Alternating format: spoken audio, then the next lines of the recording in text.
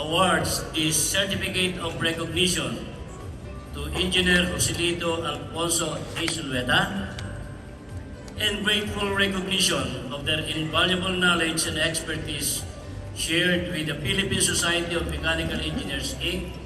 as a technical presenter. On the topic, Advanced Engine Lubrication Series, deterioration of oil and sludge, during the 73rd PSME National Convention held at SMX Manila, Philippines on October 15 to 18, 2025, with the theme Smart PSME, Leading Filipino Mechanical Engineering Professionals Toward Innovation Excellence and Sustainable Economic Growth, given this 17th day of October 2025.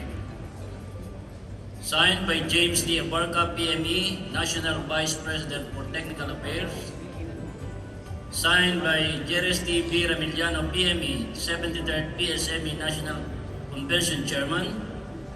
Signed by Arsheli B. Bakuli, PME, PSME National President.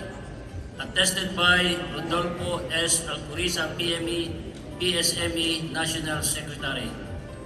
Thank you very much, Engineer Zulueta.